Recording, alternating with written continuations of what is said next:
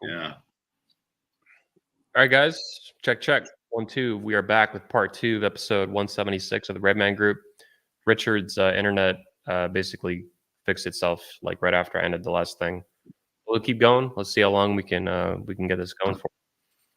So I wanted to talk to you next, Richard, about religion. Like me, I don't know exactly where you're at religiously now, so to speak, but I know you and I have shared a lot of similar views on this and kind of this ebb and flow, like especially as the culture heated up and now they're like chopping balls off little kids and stuff. Not the Christians usually, but the woke people, the woke cult in America and all that stuff. What are your views on religion in general? What are your views personally? What are your views on Christianity? What's your relationship to Christians in America? Well, I grew up in the fundamental Baptist wing of Christendom.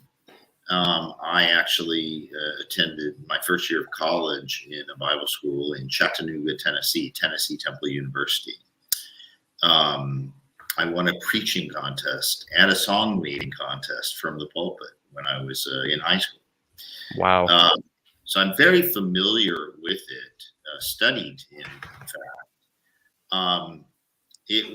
But when I got out of, when I was no longer under the parental paradigm and on my own, there was just too much life to live. So I just kind of lost interest in it as a practice, but I kind of held it back there as a belief, if you will. And then when I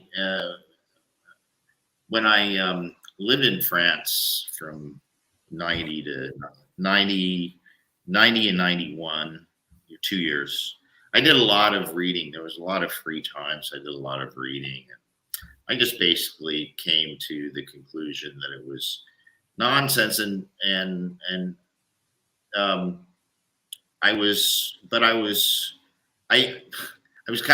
I wasn't one of these atheist activist sorts, that want to shut down the nativity scene in the town square and all that crap. I was never like that. But I was rather acerbic and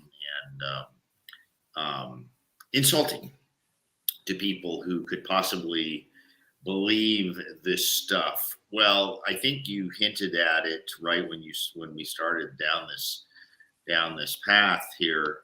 You said that when you look at what is going on with the quote secular world unquote, you come to realize that it is a religion in itself, and it has no sort of tradition of good that everybody talks about all the bad shit that various religions have done, and a lot of it is historically accurate.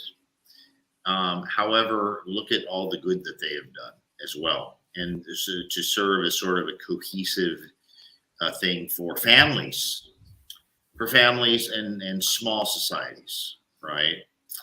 I think that cannot be denied. So where I am now personally is,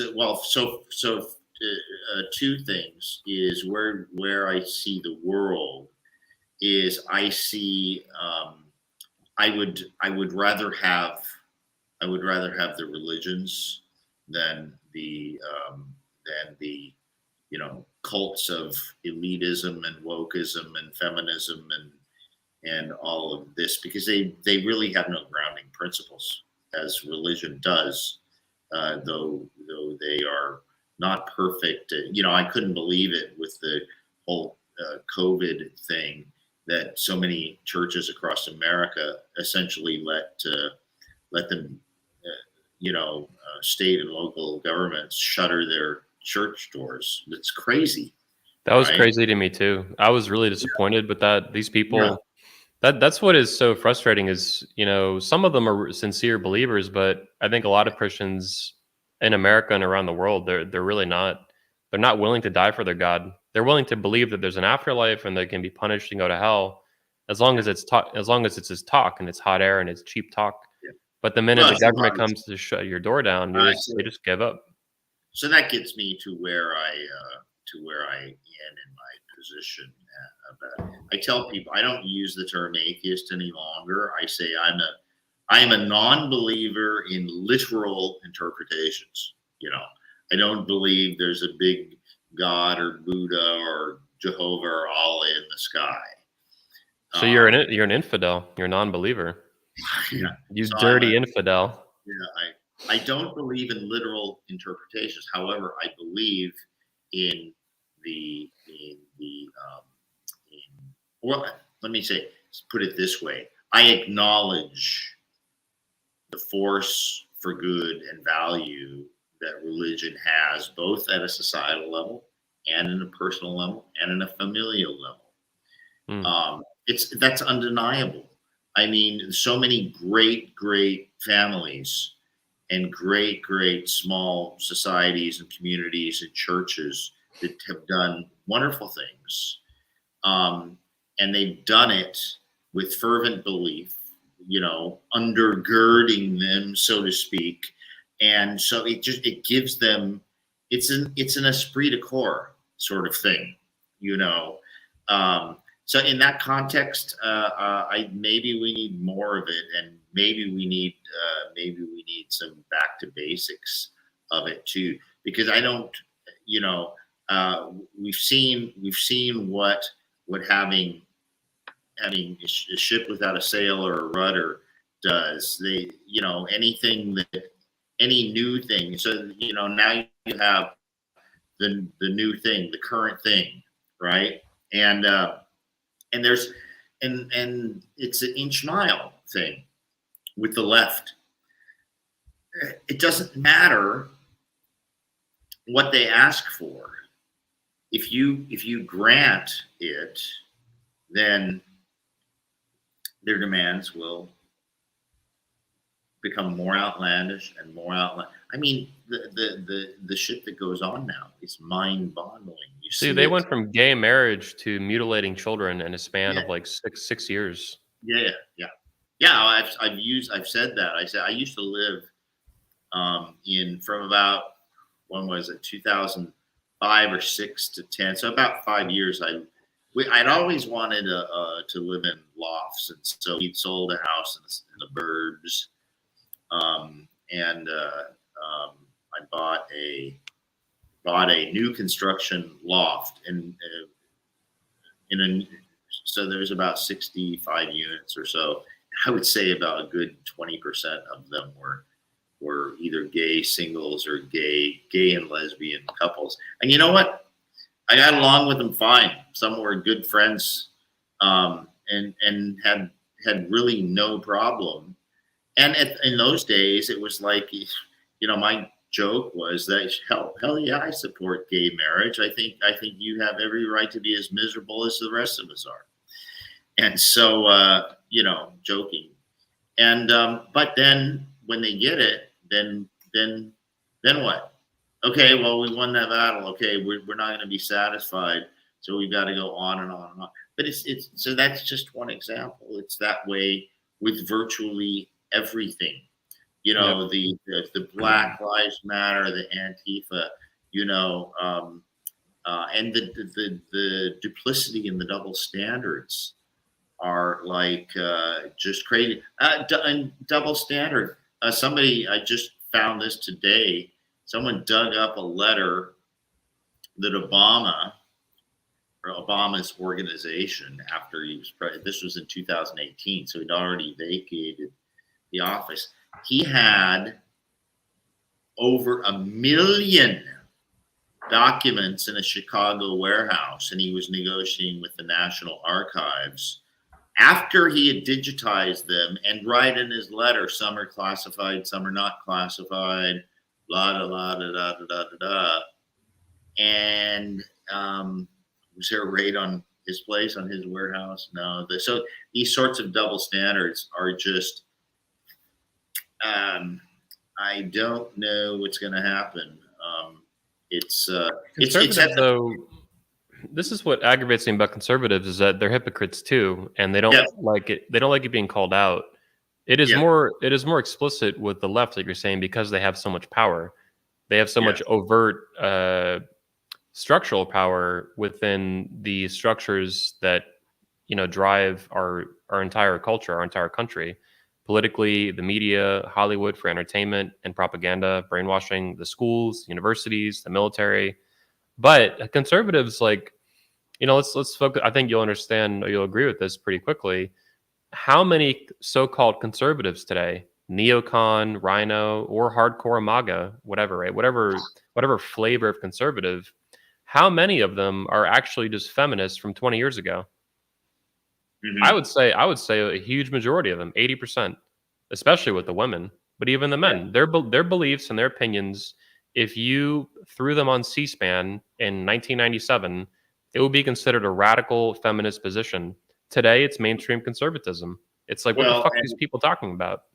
it's I was I've been because here in Thailand it's the rules are so different, and I was talking to someone. I say, one problem with men in the Western world is that they think being a cuck and a simp is tantamount to gentlemanliness. They got it all confused. Um, yeah, a gentleman says no a lot, but he's nice about it, right?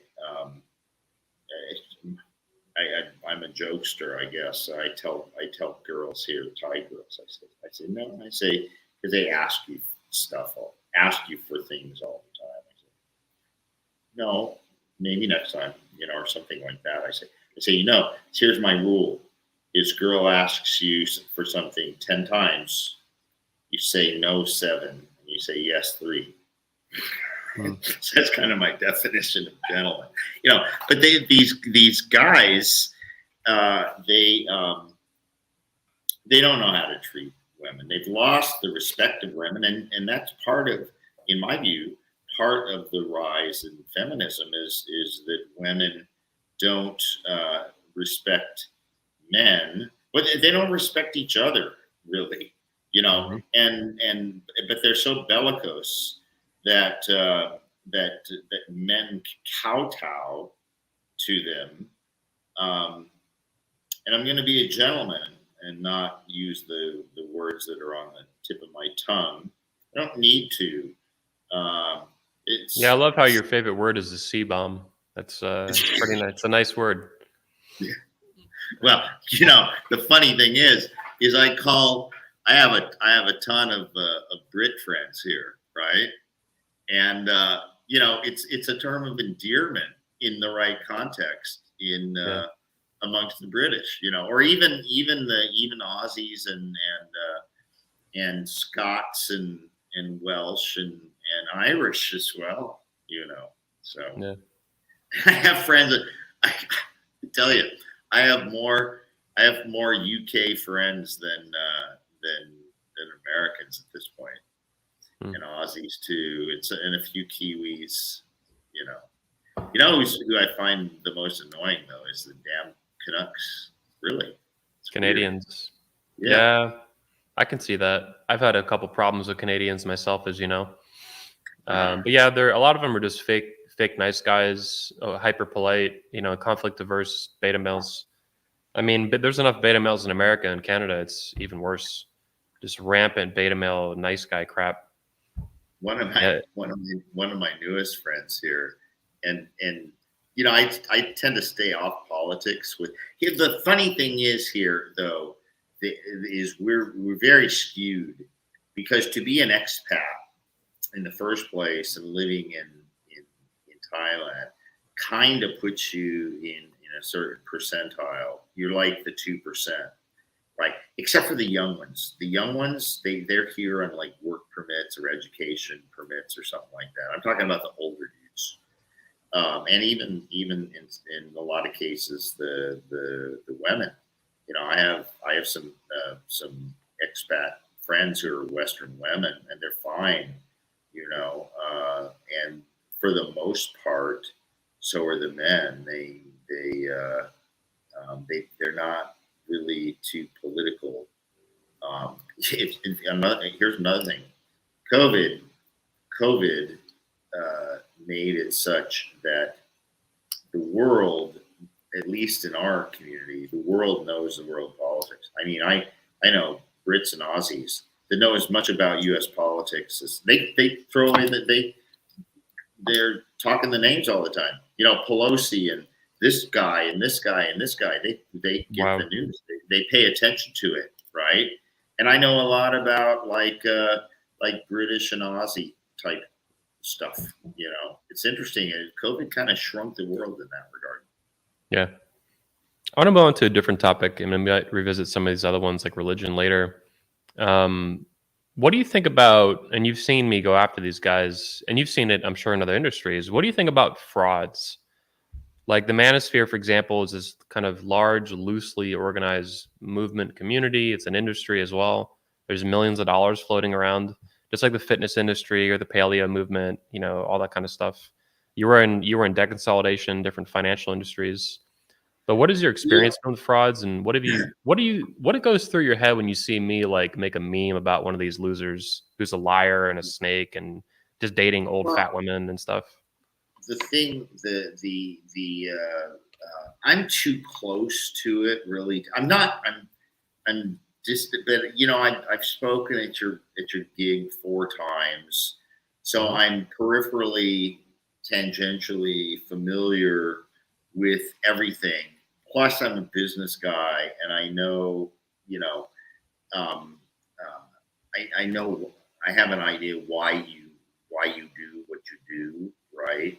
And like when you say president of the manosphere, da da da da da, it's no different. It's no different than Rush Limbaugh's type of stuff, where he says, with half my brain tied behind my back, and that sort of hyperbole, you Mhm. know. And so I understand all this now in terms of the thing of the what the disputes or the conflicts you've had with some of these guys out there, uh, and really pounding on them. I understand that too. That was part of the way I ran my blog. I was very. I would tell people, they say, "Why are you such an asshole or mean to some commenters?" It's like, well, because they're coming into it's tantamount to going into somebody's house, and taking a dump in their living room. It's like, I don't do that to anybody. You know, if I have a criticism, if I go to somebody else's blog and comment or something, I'm going to be polite about it. I'm not going to go and it's their house, it's their space, right? Right. No more than I would go to a business, to a company, if I'm not satisfied with their product or service, I will go in there and politely explain what my problem is, right? You don't go in there entitled. See, it's a problem, Anthony, is there's so much entitlement in the world. You know, people, just because you have a comment section, they automatically think that they have the right to say anything that they want, right? Or that you have an event, and you don't establish any rules, like saying, well, we're not going to you do things in such a way so it makes it difficult for people to network and talk and whatever. You don't do any of that kind of stuff, so you're going to get people that take advantage of it. And Yeah. to me, I look at it and see, I judge people by kind of a golden rule standard, do unto others. And so much of what I complain about, and this is like with chicks too, it's like I had one a couple weeks ago from Tinder, right? Had a great first meeting, set up for another thing, and this is classic Thai, but it's still so. then she doesn't message me, right? And I message, I say, are we getting together? And then there's no reply until the potential meetup was long past, And then it's like a couple days down the road, and she apologized. She says I got off work and I was so tired and da da da. And all I said is like, let me tell you something about myself. When I say I'm going to do something, I do it. I have never made an appointment in 51 years. I didn't make any appointments before I was 10 or so, So in all my life, I have never once made an appointment and failed to show up without some sort of notification. I don't even know that I've had like a breakdown in a car or was late or anything. I don't think I've ever missed a fucking appointment in my life. Right. And certainly I would never just blow somebody off. Right. So, well, you're a man though. I mean, women do this shit all the time. But this is a sense of entitlement that I just, and going back to like how I judge other people. If I see something, it's like, I'd never fucking do that. Never, ever, ever, ever would I do that. And so when you come up against that kind of behavior, whether it's a man or woman, whether it's in a business relationship or whether it's in a dating relationship or whether it's even in a friendship, I think that you've got to be what I want to say, firm on that side, but polite. We haven't talked about it yet, but nearing a couple months ago, I finally just dropped the booze. Easiest thing I've ever done, and I love it. And I know exactly why it was easy this time and was never before. But so since I've done that, I've had a lot of time to reflect and so on, and there's made me realize that there's kind of a place for emotions, and there's some time when it's not, and so many times it's just not necessary. So I'm like, nope, I'm not going to get angry. Everything is just information.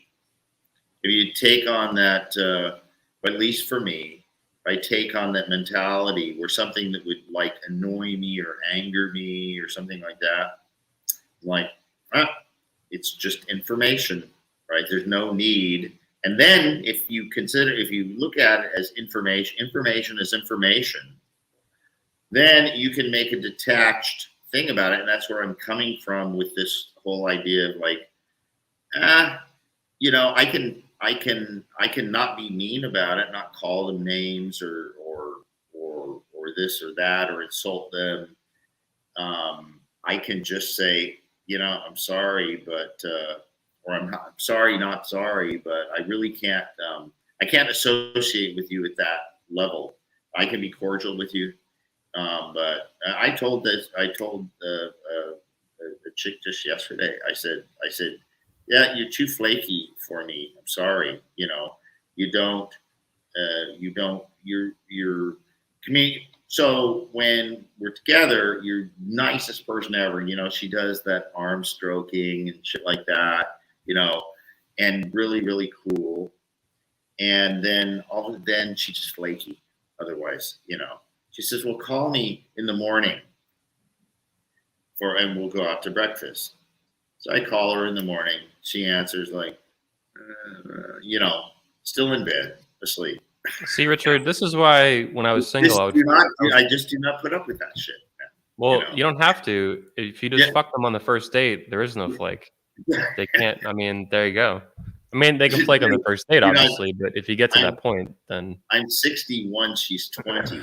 She's in university for economics, so she's got a brain, but she's doing a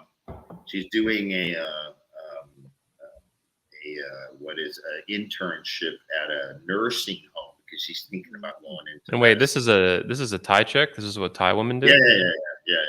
Huge. Dude, this whole world's gonna burn. Like, are there any countries left where women just don't go to school and don't work a job and they just try to like start a family? Oh yeah, there's plenty here. There's plenty here. It's Yeah. it is quite traditional, and the women are modest. The children are behaved. I've been associated with an ex-girlfriend with her two daughters for 2.5 years, up until still I get messages from them. So those two girls, every kid gets a nickname when they're born. So the two girls have clever nicknames. So the oldest one is Chili, and the younger one is Wasabi. That's their nicknames. They have their traditional Thai names and everything. So they were 11 and 9 when I first met them. Now they're 13 and 11. In 2 years, 8 months, they have never said one cross word to me.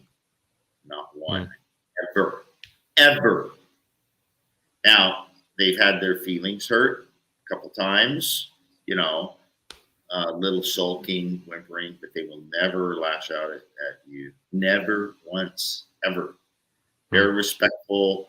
They're modest. They're in their clothing. All the kids have uniforms, and the girls' skirts are between the knees and ankles. Very modest, nice blouses, So yeah, I mean it's quite nice to see, here. I want to switch topics before we close out. I want to go back to something that you probably haven't talked about in a while. So, like me, you have some interest and fascination with supplements. You were in particular for years were into like probiotics. I think there was one that you were just like in love with. But can you talk to me about supplements from Paleolithic perspective, and what do you currently take and why, and how has that evolved for you like over the years? Yeah, I don't take much. I basically take DK2, the MK4 and 7, and combo, magnesium. That's the bread and butter. A little. I have a bottle of zinc and copper I take sometimes. I eat. I try to get it from food because I have a good understanding of some of the nutrient dense stuff. Thailand has a lot of have soups with these kind of, you call them chicken pate. They're chicken livers in kind of a pate form, and they're in soup. They're quite tasty, So chow down on those. So that's, liver is highly nutritious. They have oysters are readily available, and the Thai oysters are not that bad.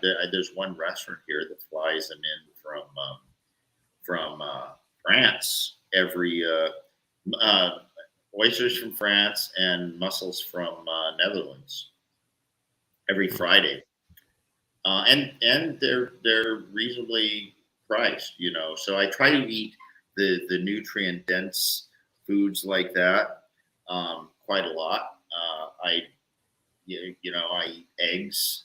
I consume some milk as well, because that's a highly nutrient dense food. So I prefer to get it from that. Plus, where are you at today? Where are you at today with probiotics? I mean, for several years, yeah, I have some for you. The elixir that I sell on my website. In fact, I have a few of them in my refrigerator right now because, especially back when I was boozing it, I would need it. But now, not so much, right? Alcohol interferes with your gut flora, right? Yeah. Too much anyway. Yep. Yeah, and that's been dropping the booze is now. I'm not like, I don't even talk about it much unless someone's inquisitive, and it was the issue for me was that I just got to the point where I liked it too much, and I have an extreme tolerance that's crazy. And I've never had a DUI in my life, I don't tend to get myself into trouble with it. So that's people when they start to consume too much, then they do something that fucks up their life. Mm-hmm. So then they tone it down. Well, that never happened to me. Not it's the shit that happens is the little shit over a lot of time because you're not paying super attention. You're not motivated. You're lazy. Your ideas aren't as good because they're tainted by inebriation. So you tend to over you're overconfident. You're over hopeful. All these things instead of being more critically minded about things and think things through. So anyway, without going on and on and on, I just say that giving it up was I lost nothing. I gained everything. And if you want to know why it was easy for me, I'll tell you. First of all, it's the environment. The sunshine, the tropical environment, plus the social. Like I said, I have more friends now than I've ever had in my life by multiples, right? I run into people every day, so it's like a five. Not even that. It's like a 3 kilometer radius from the center of our eye. So you take 3 kilometers and go around like that, and you have thousands of extra. Some people I run into, some friends I'll run into 2 times in the same day, and so I have tons of them, and I still go to the same bars that I go. I just drink like soda water or a Diet Coke or something like that. Sometimes an orange juice. So if I can pause you, I've actually taken the opposite approach. So I didn't drink till I was 27. I was stone sober from teenage, 21, even up to 27. Then I started drinking. So that was how many years ago? 6, 7 years ago now. So time flies. I'm still pretty mild with it. A lot of that's intentional. If you're used to only having one drink, then one drink hits you pretty good, and it doesn't boost your tolerance doesn't creep up on you. But also, I started taking sake baths, which I found out the Japanese a few months ago. I've done that now. I do that about once a week, and it's mostly water, obviously. But then I'll pour in a couple cups of very cheap sake, and then also some salt, Epsom salt for magnesium, Dead Sea salt, other stuff like that. It's super relaxing, and apparently the Japanese, they've been doing this for centuries or something. So I'm a fan of alcohol, but obviously it can go way too far. Well, it's just easily. Like I don't like terms they throw around. And I say, look, let's just say it the way it is. I drank too much, too often. That explains everything. Too much, too often, right? Yeah. And so, but the reason that made easy, it was like, okay, the environment, the social circle, and everything that doesn't quite explain it, then I figured it out. And that is that there was something always lacking, an unhappiness. Even my ex-wife said, you just aren't happy. I know you're not happy, right? And there's various things about life that I just wasn't happy about. And so when you take the booze away, you're taking away your one of your main coping mechanisms here. Mm-hmm. But here, I had no such issue. I'm happy here. I'm the happiest I've been since I was in my 20s. And here I am, 61, and I'm screwing the same girls. Yeah, age-wise. in their 20s, right? So, and if that offends somebody, I don't give a shit, right? Yeah. And this idea of like shit. There's millions of. I tell them there's tens and tens of thousands of girl bars all over Asia, with hundreds of thousands of girls who work in them. Yet nobody goes there, right? Yeah. It's just like nobody watches porn, yet these companies make billions of dollars, right? Right? But nobody does it, Right? I'm sure there's no So Christians. There's no Christians watching either. Yeah, what's that? I'm sure there's no Christians watching either. Yeah, It yeah, reminds me. right. It reminds me of a comment someone left on my YouTube channel a couple weeks ago when they had seen me commenting. I think it was on YouTube, but they had seen me commenting about on my Twitter, so they left out on YouTube for some reason, but about religion and Christianity and stuff. And they said something I'll never forget. And they said Christianity is a religion for sinners. Yeah, And I was like, oh, yeah, I love it. There's a yeah, lot of truth to that. I mean, they believe everyone's a sinner from original sin on down. yeah, yeah, yeah, yeah. But yeah, I wonder how much it attracts them. I've actually been looking at religion more lately, specifically from a sociological perspective, that they form organically uh, out of a necessity, as Ayn Rand would say, out of a necessity for philosophy and for beliefs and Yeah. principles to live by. We have to as human beings. But then religions, organized religions in particular, they bubble up and they percolate through the ages. For what, like, almost this one guy was comparing it to parasites. Actually, it was interesting, and not in a negative sense either, which would come to mind immediately. Not every some parasites are obviously very destructive to the host, but they perpetrate themselves through time because they have mechanisms built in that keep them alive. They keep There's a out lot. bad ideas. Yeah. There's a whole range of ideas about it, from the psychological to the sociological. Hmm. Going way back, it was, I guess, it was Marx, wasn't it? Or was it? I think it was Marx who called it the opiate of the masses, which is to great extent true. You Maybe know, that it's sounds a, like it's a, Marx or maybe Nietzsche or something. no, it was. I think it wasn't Nietzsche, but it was. I think it was Marx called it Oh, the opiate of the mass. But it is. It is. It's kind of a. It's kind of a. It's a everything will be okay sort of thing. Well, the thing is that usually everything is going to be okay, or at least better.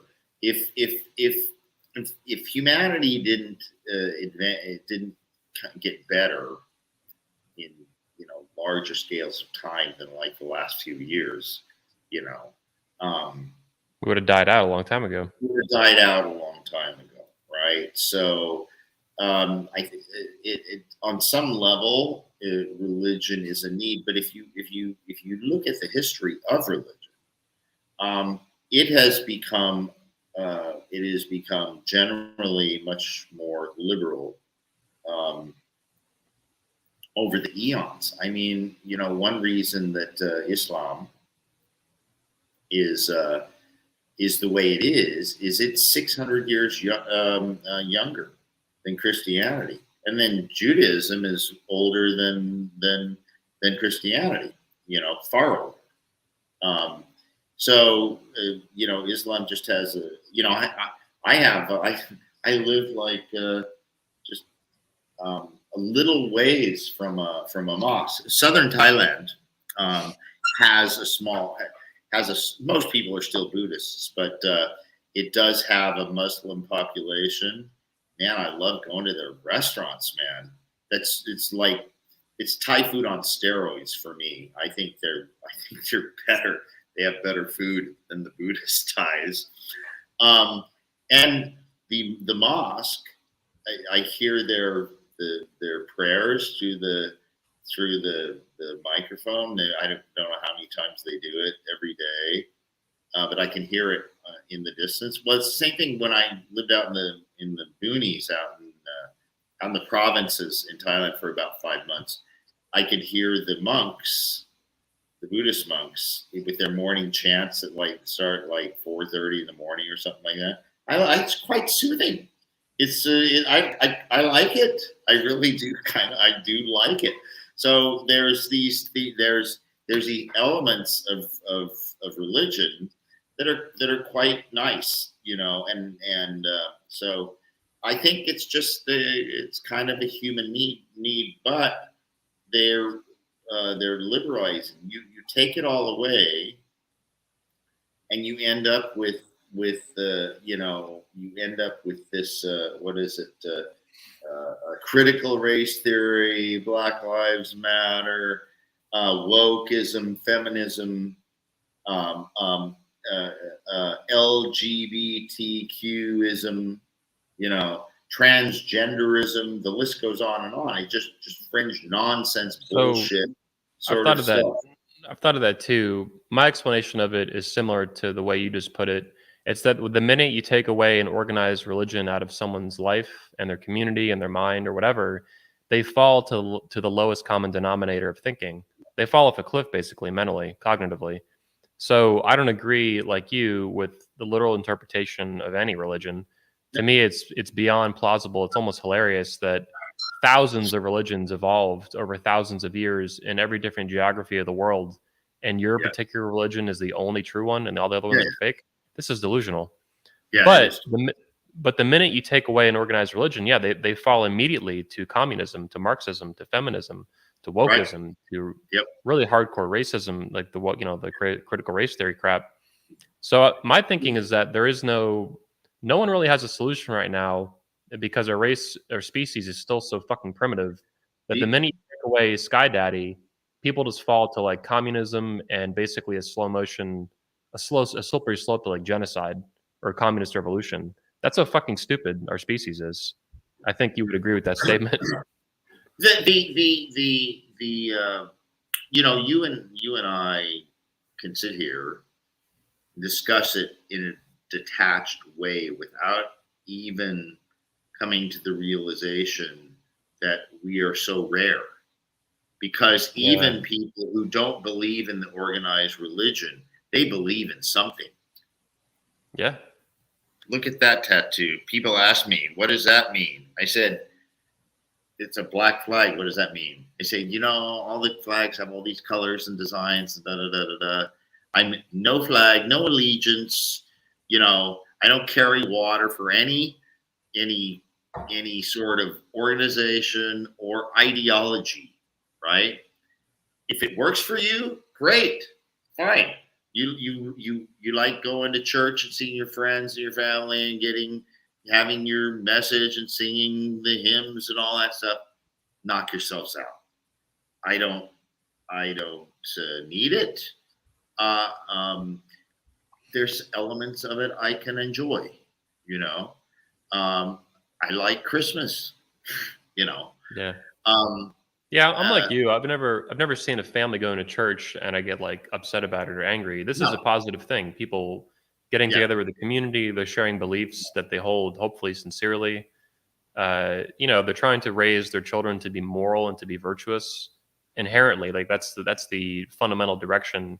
Even if we don't agree on moral principles, yeah, and they want them to be moral, and that's more that can be yeah, said about rampant wokeism and feminism and you shit. know, uh, um, and here's one thing that's been waning for decades, I think, because the fundamentalist Baptists in which I grew up, they were very big on ministering and converting other people and so on and so forth. It's quite less now. It's more kind of like, we have our thing. You're welcome to come join us, and so on. Right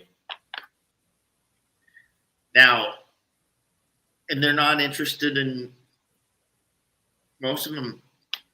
Back in the 70s and 80s, there was quite a lot of, you had the moral majority. There was a lot of Christian attempt to be deeply involved in politics.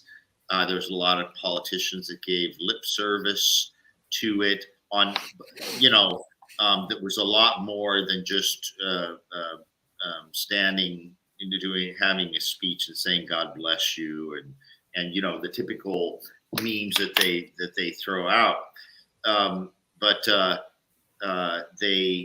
but here's on the other side of that. So you have all these people who are not believers. They're atheists at one level or another, but they have their other religion, their wokeism, their communism, their leftism, their socialism, we've named that whole laundry list of stuff.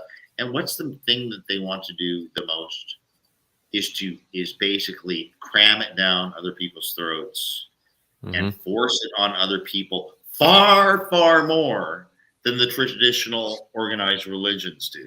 So there's a big distinction to make. They're actually more fervent and cult-like. I mean, really, they are like the worst aspects of Islam. And I do, having, being here, and I've had zero problem with any Muslim around here, and they're somewhat concentrated here in southern Thailand. They're friendly to me. I flirt with the girls because they work in like 7-Eleven, and they have their head scarves on, and well, you're bringing up an important point though, that I've thought about this in my Twitter as well, to kind of out loud, but wokeism and all its tentacles, Marxism, BLM, Antifa, feminism, LGBTQ mafia, all that crap. That's basically the new meta religion of our culture. Yeah. It's competing. It's the new gods versus the old gods. The old gods were mostly the Christian gods, whether you were Catholic or Orthodox or Protestant or whatever, or Mormon or something. Those are the old gods from 10, 20, 30, 50 years ago and all that. And that's all now being outcompeted socially and culturally by the new gods, who is George Floyd and Fauci and, Oprah and whoever else, whatever the trending celebrity demigod is of the day. Those are the new gods. And they have their own saints and their own prayers and their own missions, and they're going to convert everybody and they're going to force it down your throat. It's wild to see go on as a bystander to it all, and involved in it to some degree, trying to fight one direction. It's the whole. It's an unearned authority sort of thing. That's why, in this day and age, in education, I would guess or believe that most people who go get PhDs, saving ones you can't get unless you can do the work, like physics and math and chemistry and those hard science or disciplines.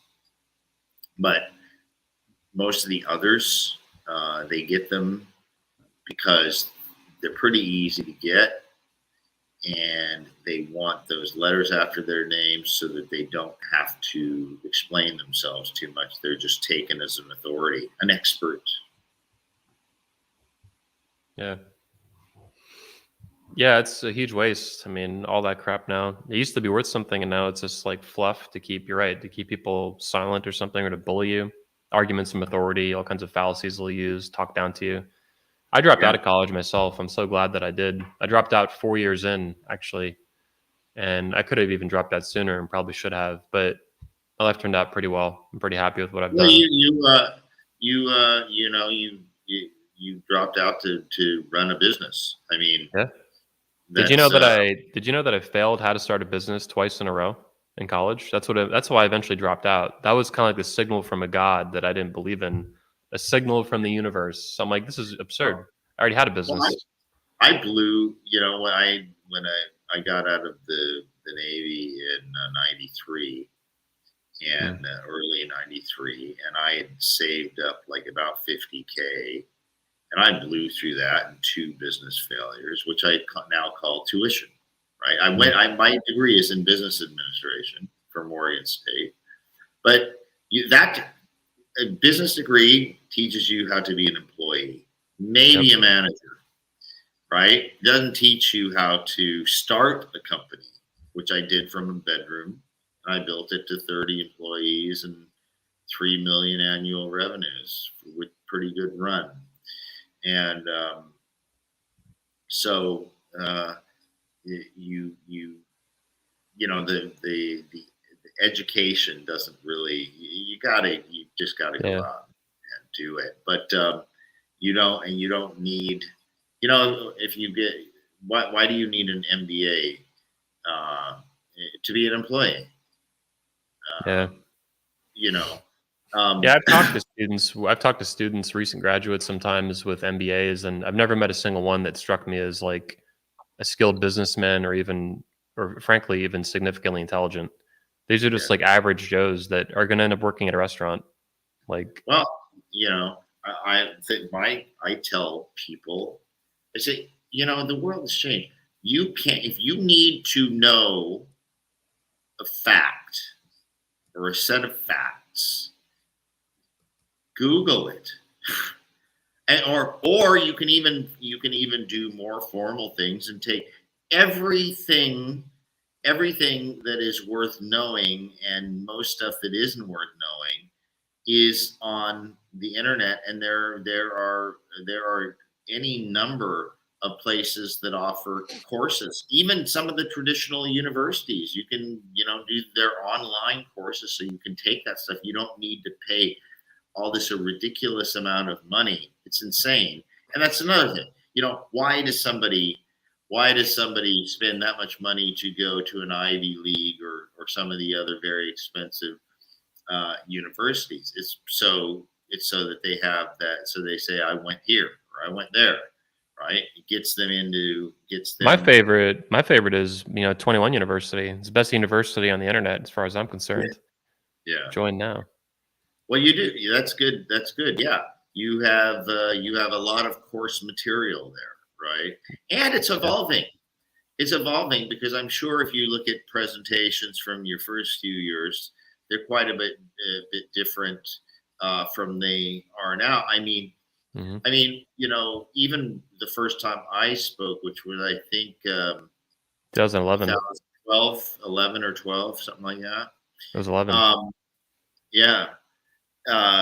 So you look at that and you say, well, there's a lot of PUA stuff and things like that. Whereas now you're doing a patriarch convention where it's like, hey, you've settled down and it's kind of like your company is kind of I kind of look at it as it is it's reflecting your age as you get older, Anthony. So it is.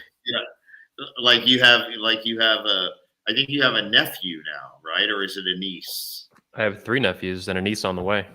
Okay, there you go. Right.